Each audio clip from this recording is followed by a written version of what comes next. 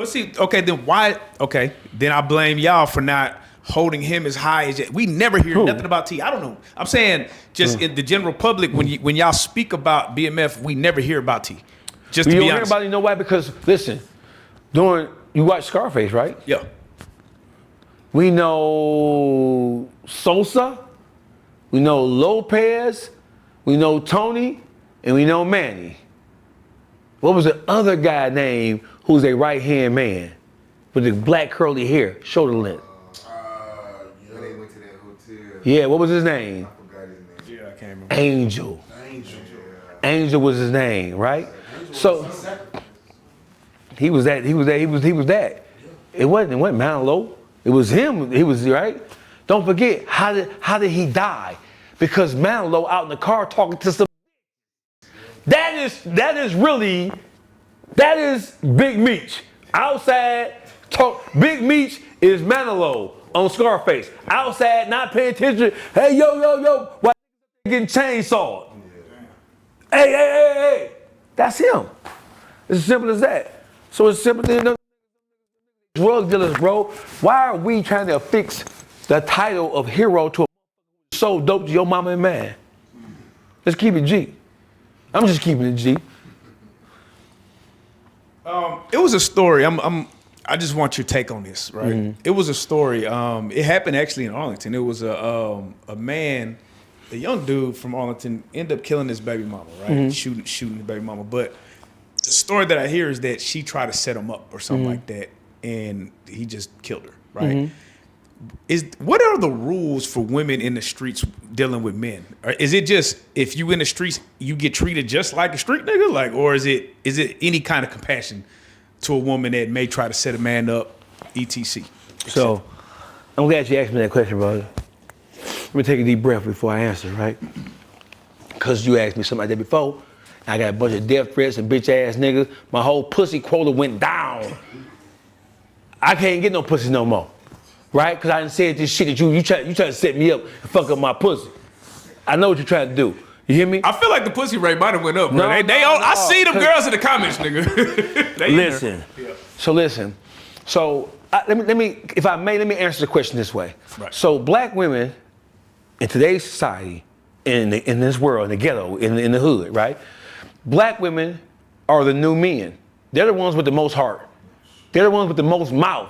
A black woman to cuss you out and call you a bitch ass nigga way faster than a nigga will, because a nigga know the consequence of it. See, black women, they want to act like niggas, but they don't want to accept the consequence that comes with being a nigga.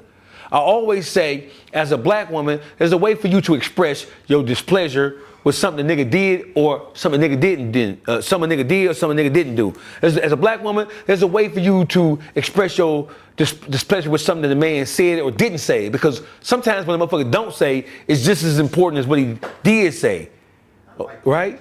So my thing is that black women, they've been raised in households absent strong black men. There's studies and research that talks about how black men grow up in single parent households predominantly by their mother.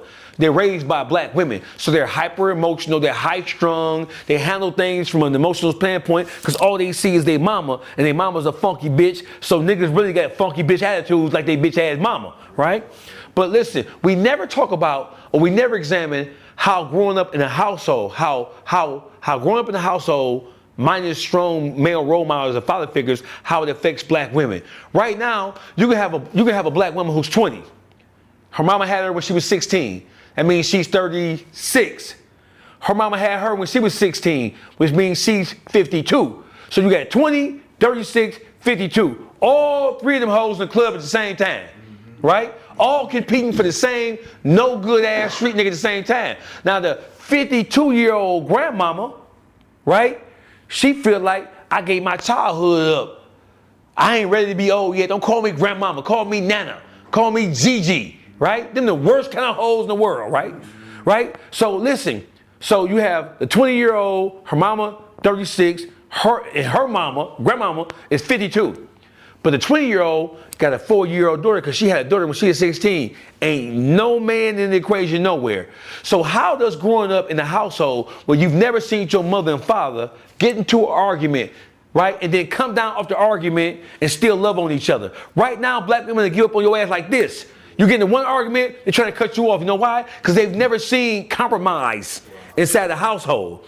They've never seen their mama or grandmama get into it with their daddy or granddaddy or stepdaddy or step-granddaddy, and then it might be an explosive argument, but I'm showing you that the argument doesn't dictate the longevity of this relationship. It don't impact the structure.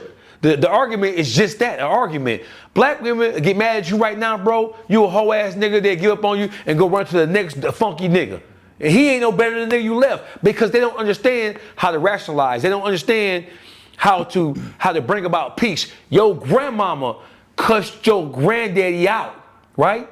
But she didn't try to destroy the relationship because she understood how valuable he was.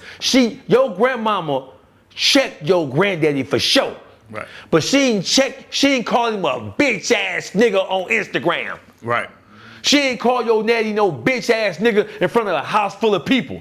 Right? She waited till everybody get. You knew that the temperature was hot in that bitch.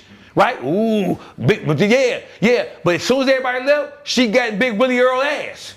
You hear me? Big Willie Earl wrong with the motherfucker. She got Robert Earl, Willie Earl. Everybody granddaddy named Robert Earl, Willie Earl. James. Everyone. Right? Black women nowadays, they've grown up in households with the absence of any males whatsoever. So all they saw, the 20-year-old, all she saw was her mama run niggas in out the household. Niggas ain't shit, nigga blah, blah, blah, blah, blah. If ain't no money attached to a nigga, that's his value right there, he ain't shit. So the 20-year-old never saw her 32-year-old mama have no type of peaceful relationship or a meaningful relationship with no man. And then the 32-year-old woman, her mama 36-year-old woman, her mama 52. Right? Her mama had her young. Her mama been running the streets while she was growing up. She ain't taught her nothing. And she ain't never seen her grandmama have no fruitful, prosperous relationship with no man. So nowadays, what does that do? That produces women with no conflict resolution skills whatsoever. So now, as soon as she get mad, you a bitch ass nigga, right? Even if you trying to correct her, and even if you ain't wrong, if you challenge a black woman at all, right? If she feels like that you are saying something that she don't want to hear, even though the shit you saying got wisdom attached to it, you a bitch ass nigga, you a messy ass nigga, you a sassy ass nigga, and then the biggest word of all, you a narcissist, right? You a narcissist ass, no good ass nigga. All that shit comes from, right? They don't know how to break it down. So listen, your grandmother knew how to influence the man to do what he want to do. Hey, listen, I'm not finna send you out to the street. Look at Cardi B, a perfect example. You said that you stopped fucking with Offset because he was a cheating, no good, racist ass nigga who couldn't stop fucking the hoes. And then you replaced him. What a wonderful role model you is, bitch. You replaced him with a nigga got 4 kids finna be born at the same time your kid finna be born. So what does that tell young black and Puerto Rican and Latin? What does it tell you? You act like you left one, bitch, you could have kept your mouth shut.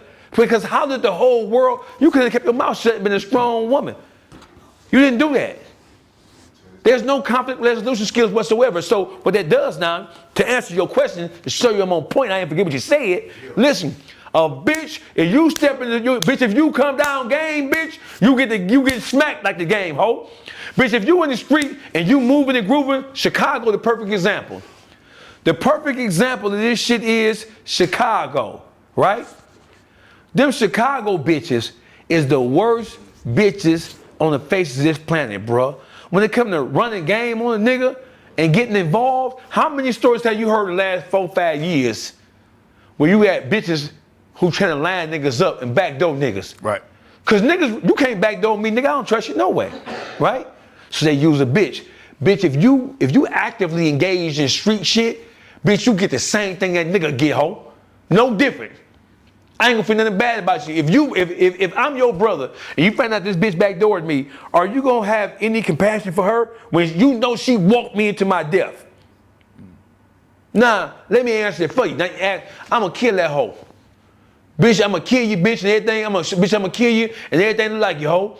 Period. You don't get no motherfucking reprieve. Cause if you operating like a man and something that's traditionally a man's game, you get the same thing niggas get who violate. Simple as that. You don't get no motherfucking reprieve. Oh, cause you a bitch. You ain't acting like no bitch. You act like a man.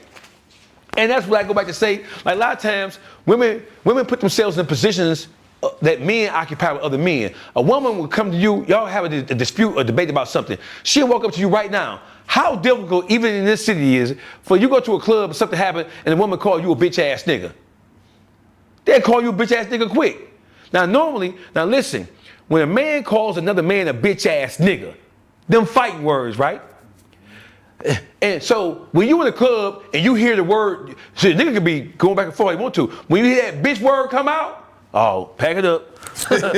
Pack this shit up. Pack this shit up, right? Yeah. So listen, women will walk up to you and stand directly in front of your face, violate your 3 feet of human space, and call you a bitch ass, hoe ass nigga. And they'll say it with all the venom and all the intentions that a man would tell another man. When you call a man a bitch face to face, that's war. And that normally is followed up by some type of aggressive behavior, right? Right?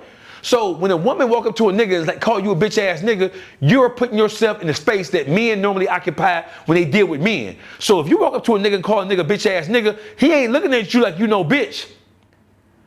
He looking at you like you a nigga because the words coming out your mouth, the words have meaning. They have spiritual and sonic meaning to them. So all he hears is, don't forget, you're asking, well, why he ain't got no right to hit the bitch? But listen, y'all already said that most men is some emotional, feminine ass niggas because they was raised by bitches.